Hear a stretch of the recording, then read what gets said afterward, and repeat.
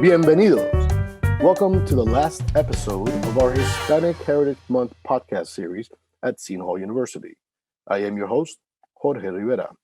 Over the course of this month, I've had the pleasure and exciting opportunity to speak with several alumni of Seton Hall University as they share their personal stories. This year's theme, Navigating Latinidad, allowed me to explore the backgrounds of our invited guests when it came to their identity as Latinos, Latinas, Latinx, and how their identity took form in American society. Today's guest is a Latino professional who has earned his doctorate and master's degree in applied linguistics from Teachers College at Columbia University, an MA in bilingual secondary education, and a BA in political science at Seton Hall University. He has also been recognized nationally through several prestigious awards for his exemplary leadership in higher education.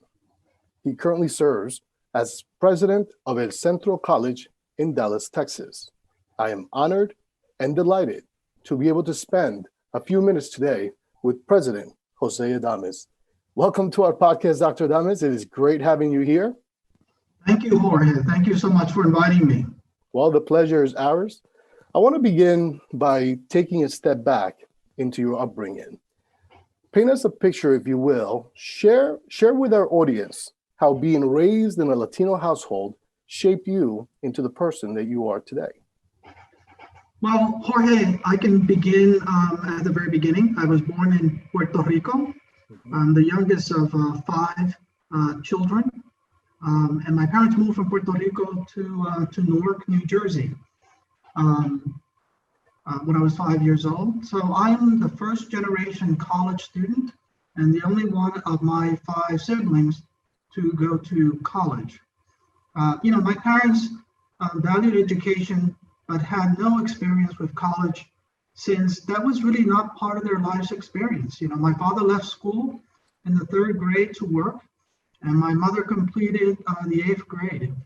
When they came to New Jersey, and really the rest of their life, they never really spoke English well. Mm-hmm. But I'm so pleased that I grew up in a traditional Latino household.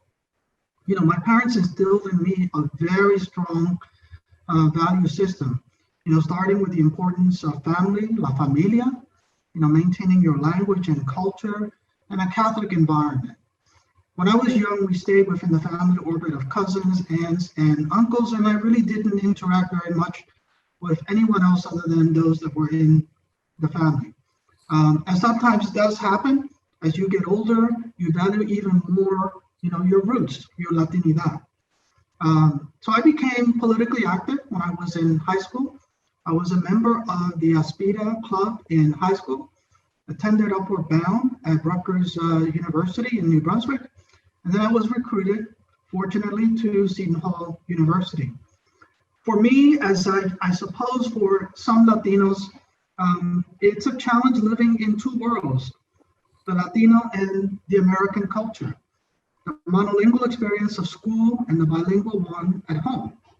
One culture that is generally comfortable being around and values people of different backgrounds and colors from different places of the world, values different styles of dress, language, and accents, and the other that really doesn't as much. So for me, it was a struggle with identifying where do I belong, and at the same time, fighting against this concept of assimilation to be better accepted. But seeing my parents struggle with finances, language, and discrimination instilled in me an intense desire to help change the lives of others for the better, to be an agent of change to impact lives. Education for me serves and continues to serve as that vehicle for change. Mm-hmm. This is one of the reasons why I enjoy listening to, professionals like yourself about their upbringing, because it just highlights, many of their struggles. And I've always believed that our experiences can ultimately, for some, it breaks them, and for others, it makes them. With that said, could you tell us about your own obstacles and perhaps share with us how you overcame them while pursuing the profession that you find yourself today? My experience in higher education as a student at Seton Hall University, and even as a professional, that, I think many Latino students had the same situation where they suffer with this concept called the imposter syndrome. And that is, do I really belong here? Do I belong at Seton Hall University? There's a sense of self-doubt. When I went to Seton Hall Universities in the 70s, there were only a handful of Latinos and a couple of Latino faculty members there. Quite a difference from Newark, where I was surrounded by a lot of diversity. Seton Hall at that time was very white, to say the least. So for me, it was a culture shock. There was a lot of implicit racism, not open racism, but you could tell that there was implicit racism there. Also, as I said before, there were financial challenges. I really couldn't depend on any financial support from my parents. But I felt a very strong urge to help my parents. But fortunately, they did not insist that I leave the school and support them financially. So when I entered Seton Hall University, as a freshman, I bonded with about 12 or so Latinos who entered Seton Hall as first-year students with me. We bonded.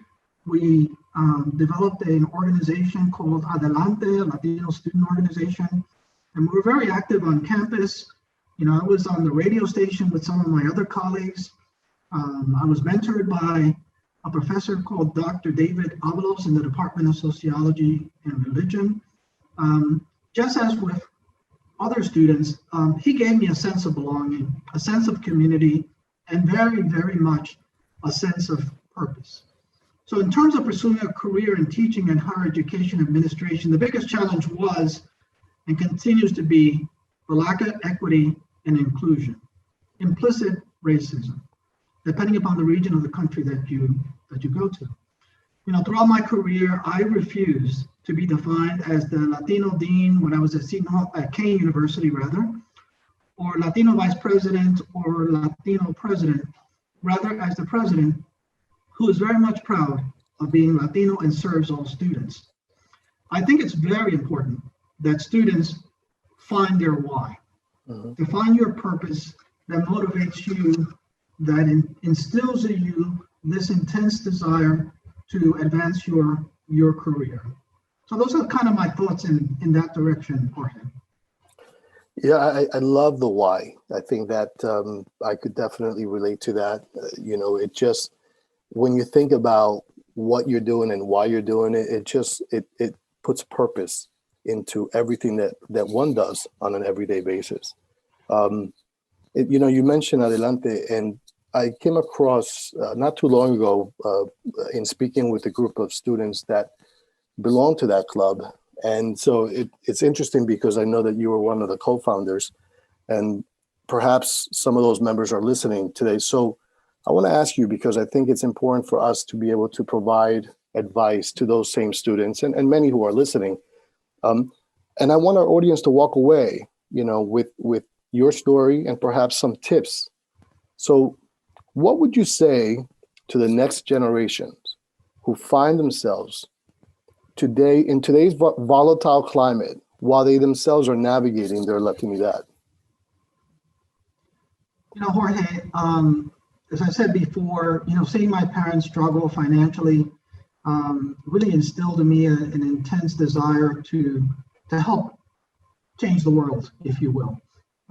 So for me, it was about being resilient, never ever doubting yourself, never ever giving up.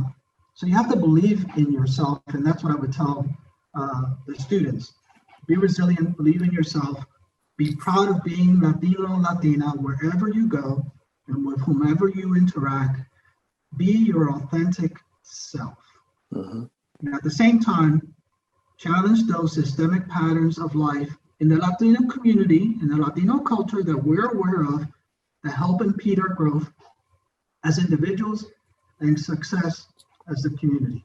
And what I mean by that is those systems that exist in the Latino community, such as machismo, the urge to assimilate, a deference to authority figures, this concept of fatalism, when I say the word fatalism, it just reminds me of a phrase that is very common still in Puerto Rico that I heard when I was growing up. Ay bendito, ¿qué se va a hacer?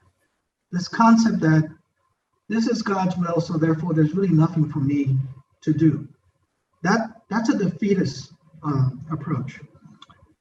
Be a risk taker and challenge yourself.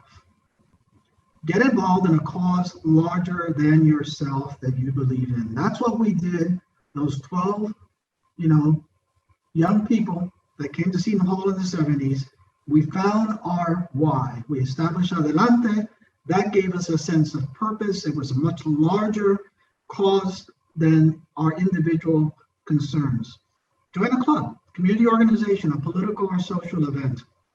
Always know that you have the gifts to be successful, that you belong at the university, that you can be that transformational change agent that the Latino community needs. We need Latino and Latina professionals, lawyers, educators, engineers, and yes, college presidents. If you think about the spectrum nationally in terms of how many Latinos are college presidents, for example, there are 1,200 community colleges throughout the United States. There are very few Latinos or Latinas that serve as college presidents, that serve as CEOs, that serve as chancellors, that serve as vice presidents as well. For the students, success is there for you, but you have to be persistent. After all, who would have known that a Puerto Rican child like myself, growing up poor in Newark, could be looking at retirement as the president of a community college? If I can do it, I know you can do it as well. Thank you, Jorge. Thank you, Dr. Adames. Thank you for taking us back on this personal journey and for allowing myself and our listening audience to really learn more about you. And I hope that your words will inspire those students to follow their dreams so that they could also reach their career goals. One last question. What does the future hold for our Dr. Adames? Well, at the end of this year, I'm going to leave my position here and officially retire, but I'm very interested in continuing to work in higher education, in community service, possibly as a volunteer, possibly as in another position. I want to continue to give back. I have gotten so much in life because of education. Education has opened so many doors for me, and I am absolutely committed to continuing to help others get through those doors, open those doors through higher education. Well, once again, this has been truly a pleasure. So thank you. Thank you, Dr. Adames. And for the rest of you out there listening, this concludes our special podcast series for this year's Hispanic Heritage Celebration at Seton Hall University. And as always, go Pirates. Hasta luego.